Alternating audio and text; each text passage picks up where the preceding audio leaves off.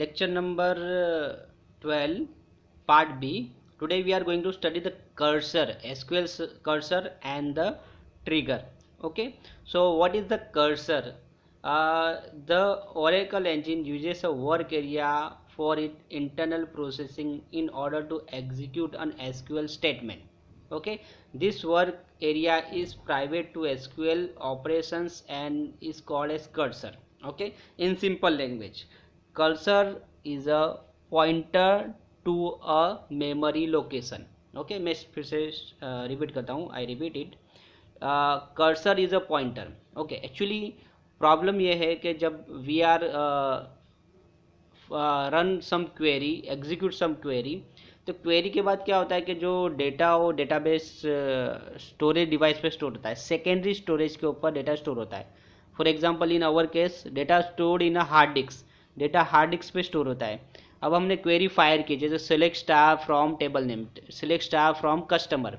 तो select query क्या करेगा, वन बाय वन डेटा को कहाँ से हार्ड डिस्क से लेके आके मेन मेमोरी के ऊपर डिस्प्ले करेगा, यानी उसको पुट करेगा, और वही चीज़ हमको मॉनिटर पे दिखेगी. रैम का जो पोर्शन है वो मॉनिटर पे दिखता है, राइट. तो यहाँ पे जो प्रॉब्लम ये है कि डेटा जो रैम है वो पूरा का पूरा डेटा एक साथ यानी डिस्प्ले करेगा, मगर रैम और हार्ड डिस्क के बीच में कोई एरिया चाहिए, मेमोरी एरिया चाहिए, जहाँ पे डेटा स्टोर रहे, राइट. तो जैसे कि हम डिफाइन करें, जैसे कैचे मेमोरी या कैच मेमोरी होती है, राइट. कैच मेमोरी प्रोसेसर और हार्ड डिस्क के बीच में होती है. तो ये कर्सर भी सेम एज अ वर्क करता है, it is a pointer two point a memory location, right. तो क्वेरी जो हमने एग्जीक्यूट की है उसका रिजल्ट वो कॉन्टेक्स्ट एरिया में स्टोर होता है, राइट. तो ये यहाँ पे जो कर्सर है वो दो टाइप है. A cursor is a temporary work area created in the system memory when a SQL statement is executed, right. तो यहाँ पे क्या होगा कि एक मेमोरी लोकेशन होगा जो क्वेरी का रिजल्ट स्टोर करेगा. तो in short cursor is a pointer to a memory location to private area, और वो एरिया उसको कॉन्टेक्स्ट एरिया भी बोलेंगे और एक्टिव सेट भी बोलेंगे, राइट. वो जो एरिया है जहाँ पे हमारा क्वेरी का रिजल्ट स्टोर है उसको हम कॉन्टेक्स्ट एरिया भी बोलेंगे और एक्टिव सेट भी बोलेंगे, राइट. तो वो जो कर्सर है वो उसको पॉइंट करेगा. तो there are the two types of the cursor. First is the implicit cursor. It is a system defined cursor. जो कर्सर को सिस्टम ने डिफाइन किया उसको इम्प्लिसिट बोलेंगे. एंड एक्सप्लिसिट यानी यूज़र डिफाइन, जिसको यूज़र यानी हम लोग डिफाइन करेंगे उसको एक्सप्लिसिट कर्सर बोलेंगे. एग्जाम में क्वेश्चन अगर हम देखेंगे तो किस तरह है, define cursor, what is cursor, list two types of cursor. ये दो मार्क्स के लिए हो गए. 4 मार्क्स के लिए होगा तो कैसा क्वेश्चन होगा, explain cursor, right, with example, right. Explain implicit cursor और explicit cursor with example, right. इस तरह के क्वेश्चन आते हैं, बहुत ही इजी है, राइट. तो यहाँ पे हमने दो टाइप देख लिए. Cursor is a context area, it is a reserved area, right. It is a private area. Cursor is a pointer two point a private area. और वो प्राइवेट एरिया में क्या स्टोर होगा, वो प्राइवेट एरिया में query का जो result है वो स्टोर होगा, राइट. देन ये क्वेश्चन है एग्जाम का 4 मार्क्स के लिए. Right step by step syntax to create open and close cursor in PL/SQL, right. तो यहाँ पे कर्सर जो है के दो टाइप है, मैंने आपको पहले बोला इम्प्लिसिट और एक्सप्लिसिट, राइट. तो यहाँ पे कर्सर के एट्रीब्यूट्स आते हैं, राइट. जो एट्रीब्यूट्स का मैं एक प्रोग्राम जब प्रैक्टिकल के वीडियोस में बनाऊंगा तो प्रोग्राम में मैं आपको बताऊंगा 4 टाइप के जो उसके एट्रीब्यूट्स है वो किस तरह हमको ओपन करना है. जैसे कि हम एट्रीब्यूट्स के नाम में यहाँ पे बता देता हूँ कि कर्सर के एट्रीब्यूट्स जो कर्सर यूज़ करेंगे, तो कर्सर जो होगा, कर्सर ऑब्जेक्ट के एट्रीब्यूट्स जो होंगे वो SQL परसेंटेज इज़ ओपन तो डिफाइन करेगा. SQL परसेंटेज इज़ ओपन वो डिफाइन करेगा कर्सर ओपन है या नहीं. अगर वो ट्रू होगा तो वो कर्सर ओपन है, अगर वो फॉल्स होगा वो एट्रीब्यूट तो कर्सर क्लोज है. SQL परसेंटेज फाउंड, तो SQL परसेंटेज फाउंड क्या करेगा, कोई भी क्वेरी हमने रन की, जैसे कि select star from student where roll number equal to 50. अब रोल नंबर 50 नहीं है तो यहाँ पे फाउंड है ना, वो फॉल्स आएगा. और दूसरा जो उसका सेम है SQL परसेंटेज नॉट फाउंड, ये उसका तीसरा एट्रीब्यूट है, यानी वो रिवर्स उसका क्या है, अपोजिट है, इज़ फाउंड. यानी एसक्यूएल परसेंटेज फाउंड का ऑपोजिट है SQL percentage not found. Okay, और ये मैं आपको प्रोग्राम करके बताने वाला हूँ, इसीलिए मैंने अभी यहाँ पे इंक्लूड नहीं किया।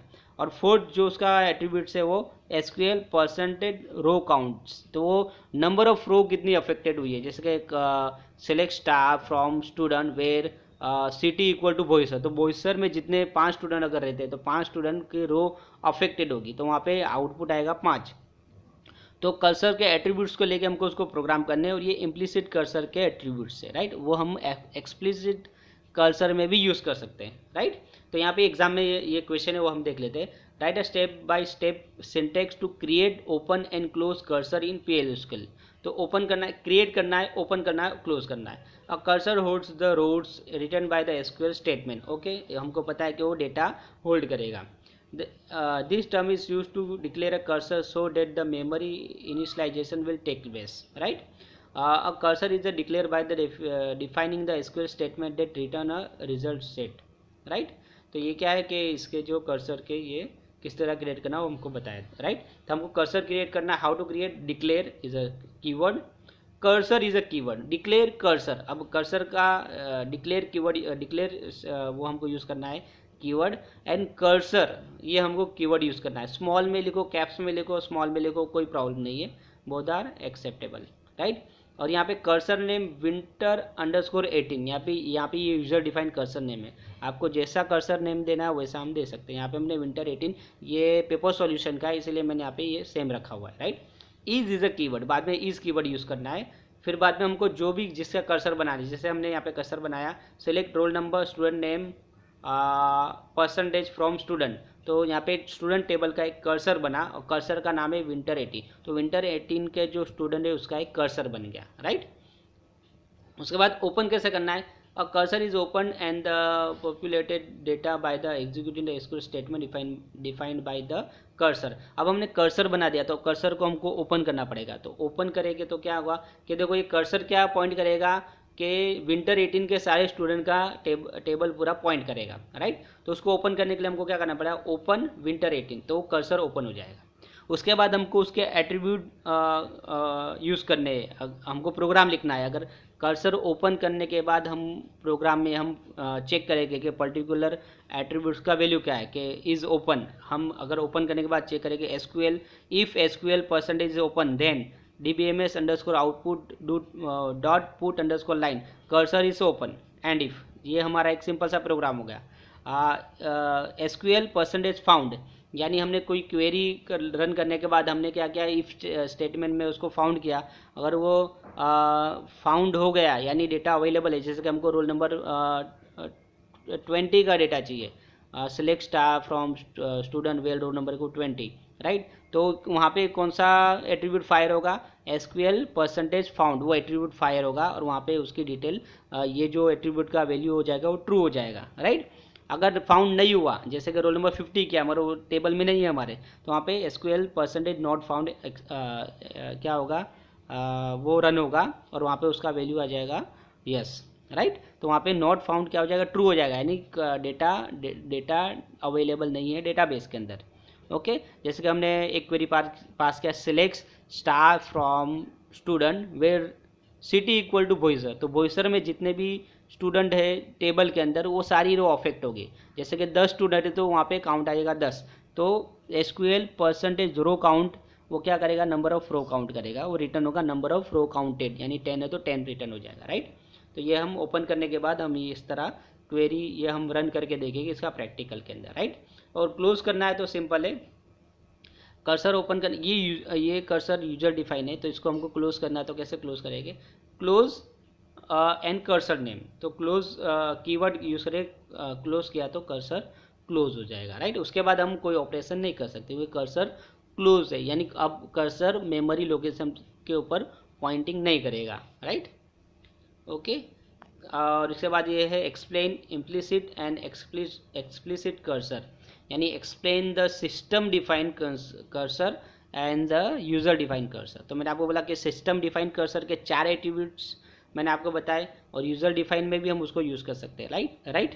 तो यहाँ पे जो सिस्टम डिफाइंड एट्रीब्यूट है, एट्रीब्यूट जो कर्सर है वो लेस इफ़िशियंट है, क्योंकि उसके जो लिमिटेशन है सिस्टम ने डिफाइन किया है, हम उसके अंदर एक्स्ट्रा चीज़ें नहीं कर सकते। और लेस फ्लेक्सिबल है, यानी जो एक बार डिफाइन है बस उस तरह हमको यूज़ करना है। मगर जो एक्सप्लिसिट है, यूज़र डिफाइन है, उसके अंदर हम बहुत सारे वर्किंग बिजनेस लॉजिक के हिसाब से वर्क कर सकते हैं। तो ये इसके ड्रॉबैक भी हो गए सॉरी, इम्प्लिसिट कर्सर के ड्रॉबैक हो गए, लेस फ्लेक्सिबल है और लेस इफिशियंट है और प्री डिफाइंड है, राइट। ओके, तो हम देख लेते हैं। A cursor is a temporary work area created in a system memory when an SQL statement is executed, बराबर, it is a context area. A cursor is a set of rows together with the pointer that identifies a current row. It is a database object to retrieve data from result set on row at a time, right। तो यहाँ पे क्या है, cursor के अंदर सारी रोज होगी और कर्सर क्या करेगा कि जब पॉइंटर काम करेगा, पहले पहला रो को पॉइंट करेगा, फिर पहला रो डिस्प्ले करने के बाद दूसरे रो को पॉइंट करेगा, फिर थर्ड रो को, इस तरह डेटा उसको पॉइंट करेगा, राइट। तो इम्प्लिसिट कर्सर के बारे में, this types of cursors are generated and use by the system during the manipulation of a DML query. तो हम जो भी क्वेरी पास करते हैं, select, insert, delete, update, select, insert, delete, update, automatically cursor open हो जाता है, right. System उसको ओपन कर देता है, ओपन कर्सर कर देता है, वो इसीलिए फिर वो कॉन्टेक्स्ट एरिया को पॉइंट करता है, राइट। तो बाय डिफ़ॉल्ट वो ओपन हो जाता है, हमको वहाँ पे कोई स्टेटमेंट लिखना नहीं पड़ता, जो एसक्यूएल इंजन है वो ऑटोमेटिकली उसको ओपन कर देता है। An implicit cursor is also generated by the system when a single row is selected by a select command। तो यहाँ पे 4 कमांड है, मैंने आपको बोले select, insert, delete, update, right. तो कुछ बुक्स में जो सिलेक्ट कमांड को डीएमएल में काउंट नहीं किया है, हमारे एक्चुअली काउंट करोगे तो भी चलेगा, और कुछ अपने कंसेप्ट के हिसाब से लोगों ने उसको अलग किया है, डेटा सिलेक्ट लैंग्वेज उसको नाम दिया है, या ओके, और ऐसा कुछ नाम दिया हुआ है, राइट। मगर ये चारों चार डीएमएल कमांड है, right. Programmer can not control the implicit cursor, right. Control नहीं कर सकता, हमारे एट्रीब्यूट की वैल्यू देख सकता है, और एट्रीब्यूट्स 4 है उसके, SQL percentage is open, SQL percentage found, SQL percentage not found, SQL percentage row count, right. तो ये 4 एट्रीब्यूट्स है, उसको यूज़ करके वो डिस्प्ले कर सकता है कि वैल्यू फाउंड हुई या नहीं हुई, कर्सर ओपन है या नहीं है, या फिर नंबर ऑफ कितनी रो अफेक्टेड हुई, राइट। इस तरह ये कर सकते हैं। Okay, this type explicit cursor means user define cursor, जो हमने ऑलरेडी डिफाइन किया। इसके आगे जो एग्जांपल हमने लिया, राइट, यहाँ पे देखो हमने एग्जांपल लिया है, ये जो एग्जांपल है ये यूजर डिफाइन कर्सर का है, राइट। तो हमने यहाँ पे देखो, this type of cursor is created by the user, user create करता है। When the select command returns more than one row and only one row is to be proceed at a time, right. तो ये भी cursor क्या करेगा, रो bye रो ही point करेगा, एक रो के बाद दूसरी row, right. An explicit cursor can move from one row to another in a result set. यानी देखो रिजल्ट सेट यानी क्या, जैसे कि मैंने क्वेरी पास की, select star from table name, select star from student, तो सारे स्टूडेंट का डेटा आ गया, राइट। तो वो रिजल्ट सेट हो गया। अब मैंने क्वेरी चेंज की, select star from student where roll number where city equal to Boisar, तो वहाँ पे टेबल में से खाली सिटी का डेटा आएगा, तो वो उसका रिजल्ट सेट हो गया। जैसे कि मैंने क्वेरी चेंज की, select star from table name where roll number equal to 15, तो रोल नंबर 15 का डेटा वहाँ पे क्या हो जाएगा, खाली रोल नंबर 15 का डेटा आएगा, तो वो उसका रिजल्ट सेट हो जाएगा। तो as per query result set change होगा, राइट। और इस पर रिजल्ट सेट जैसे चेंज होगा, कर्सर क्या करेगा, वो रिजल्ट सेट को पॉइंट करेगा। An explicit cursor uses a pointer that hold the record of a row, right, रो को पॉइंट करेगा। ओके, तो ये explicit cursor के बारे में हो गया। To create an explicit cursor, the following steps are used. Declare a cursor. This is done in the declaration section of PL/SQL। हम प्रोग्राम लेंगे तब हम बताएंगे किस तरह डिक्लेयर करना है, ओपन करना है, फेच करना है और क्लोज करना है। फेच करने के बाद हमारा क्या है, कर्सर में जो रिजल्ट सेट होगा ना, वो बहुत सारी रो होगी। जैसे कि मैंने सिलेक्ट स्टार फ्रॉम स्टूडेंट, तो स्टूडेंट के जितने भी स्टूडेंट है सारे स्टूडेंट का डेटा आ जाएगा। तो हमको वो हर स्टूडेंट को एक्सेस करने के लिए हमको लूप यूज़ करना पड़ेगा। ओके तो इतना डीप में नहीं जाना है, खाली कंसेप्ट पे रहना है। अभी डिप्लोमा में हमको कंसेप्ट पे ही ज़्यादा ध्यान देना है, मगर फिर भी हम इसका एक प्रोग्राम देख लेंगे, राइट। तो वहाँ पे हम लूप यूज़ करेंगे फॉर एक्सेस 1 by 1 डेटा को डिस्प्ले करने के लिए, राइट। तो यहाँ पे ये इसके स्टेप्स है वो आ गए। अब यहाँ पे देखो ये कर्सर यहाँ पे फिनिश होता है और ये ट्रिगर चालू होता है, राइट। तो जो ट्रिगर है वो भी बहुत इंपॉर्टेंट टॉपिक है। अगर आप प्रोसीजर, फंक्शन, ट्रिगर और कर्सर, ये बहुत ही, कर्सर तो चलो इतना यूज़ नहीं होता है, मगर प्रोसीजर, फंक्शन एंड ट्रिगर ये बहुत यूज़ होते हैं। और एक्चुअली तीनों एक ही चीज़ है। अगर मैं बात करूँ ना, तो प्रोसीजर क्या है कि it is a what sub program and what procedure doesn't return a value, return value नहीं करेगा वो प्रोसीजर होगा, और जो प्रोसीजर रिटर्न वैल्यू करेगा वो फंक्शन बन जाएगा, यानी जो सब प्रोग्राम वैल्यू को रिटर्न करेगा वो फंक्शन बन जाएगा। अब ट्रिगर क्या है? ट्रिगर भी स्टोर प्रोसीजर है, राइट। ट्रिगर भी स्टोर प्रोसीजर है, मगर ट्रिगर में क्या होगा कि इवेंट पे काम होगा। अब इवेंट यानी क्या? इवेंट यानी कोई कंडीशन ऑफ द ऑब्जेक्ट।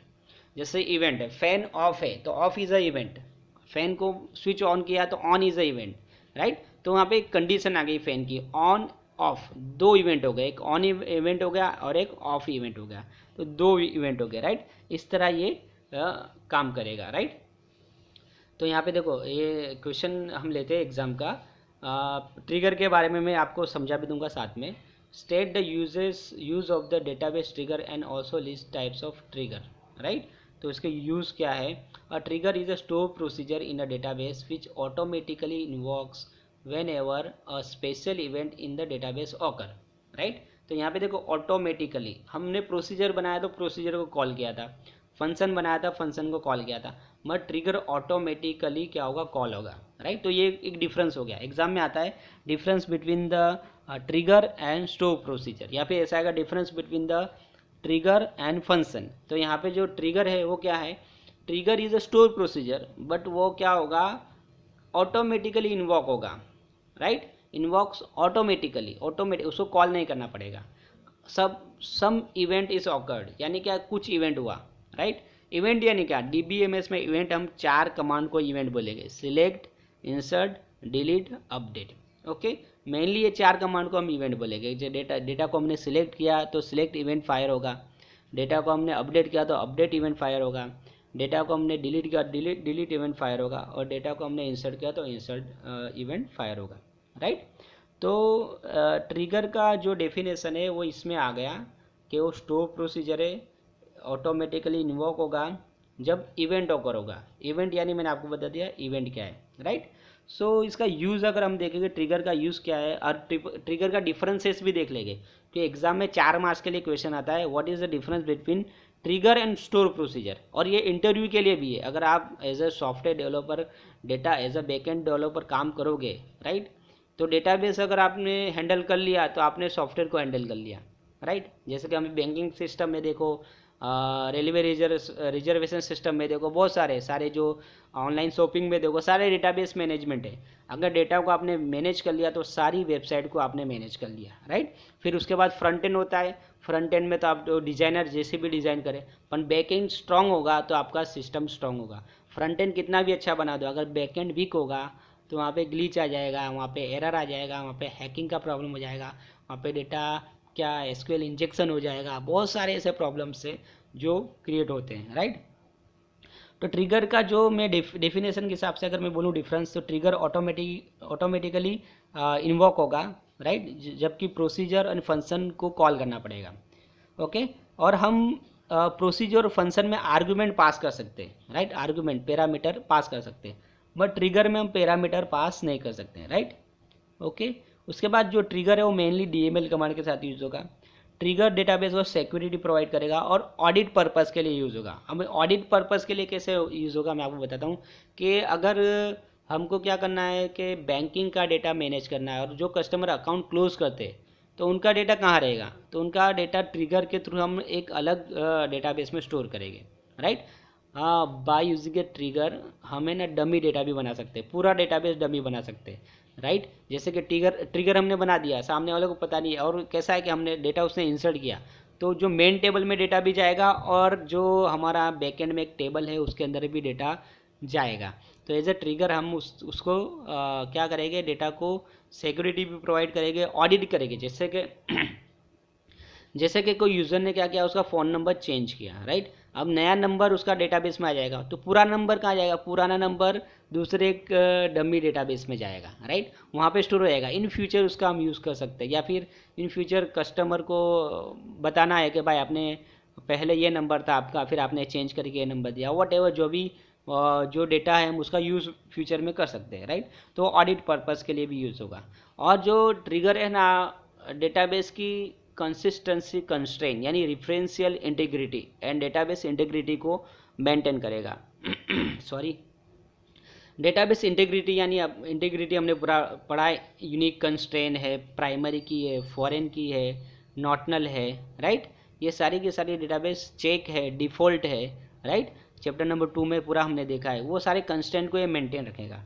तो इसके एडवांटेजेस हो गए, क्या होगा, ऑटोमेटिकली इन्वॉल्व होगा, पैरामीटर पास नहीं कर सकते, डीएमएल कमांड के साथ यूज़ होगा, सिक्योरिटी प्रोवाइड करेगा डेटा को, ऑडिट पर्पस के लिए यूज़ होगा, और इंटीग्रिटी को मेंटेन रखेगा, खास करके रेफरेंशियल इंटीग्रिटी को ये मेंटेन रखेगा, राइट। तो ये कर्सर के बारे में थोड़े डिफरेंस हो गए। ओके, अब हम आगे देखते हैं क्या है। हाँ, टाइप्स ऑफ कर्सर के बारे में हम अगर बात करें तो मेनली जो इसके दो टाइप है, मगर कहीं पे 4 टाइप भी लिखे हुए हैं। 2 टाइप ये है, एक तो डेटाबेस ट्रिगर होगा, यानी डेटाबेस का खुद का ट्रिगर्स हो गए, जो डेटाबेस के अंदर वो यानी बोलेंगे सिस्टम लेवल ट्रिगर्स, उसके अंदर यूज़र कुछ भी नहीं कर सकता, राइट। और दूसरा है एप्लीकेशन ट्रिगर, जो एप्लीकेशन हम बनाएंगे उसको, यानी जो हमने सॉफ्टवेयर बनाया है वो यूज़र डिफाइंड ट्रिगर हम बोलेंगे। यानी पहला जो डेटाबेस ट्रिगर है, दूसरा है एप्लीकेशन ट्रिगर, और कहीं कहीं पे है ना बिफोर ट्रिगर और आफ्टर ट्रिगर यूज़ किया है, मगर वो ट्रिगर के सिंटेक्स के ट्रिगर का पार्ट ही है, राइट। तो यहाँ पे अगर कंसेप्ट अगर एग्जाम में आया टाइप्स ऑफ ट्रिगर, तो आप 4 टाइप लिखो, database trigger, application trigger, before trigger और आफ्टर ट्रिगर। मेनली इसके 2 ही टाइप है, मगर बिफोर ट्रिगर और आफ्टर ट्रिगर ये आपको अभी सिंटेक्स आएगा तब आपको समझ में आ जाएगा, राइट।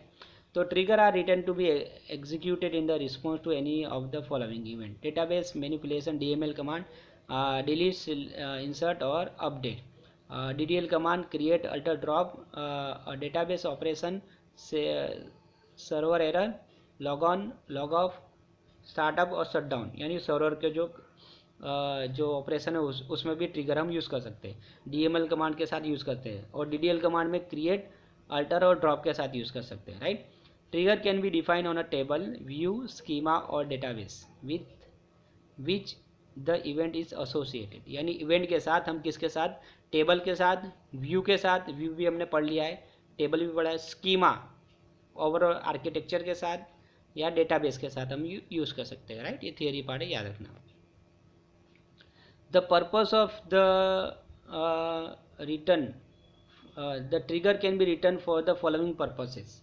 तो पर्पसेस में हम डिफरेंस भी इसमें आ गया कि ये पर्पसेस याद रखेंगे तो हमको डिफरेंस भी आ जाएगा, एग्जाम में डिफरेंस आए वो भी लिख सकते हैं, ट्रिगर का एप्लीकेशन भी लिख सकते हैं, ट्रिगर के फीचर्स भी लिख सकते हैं, राइट।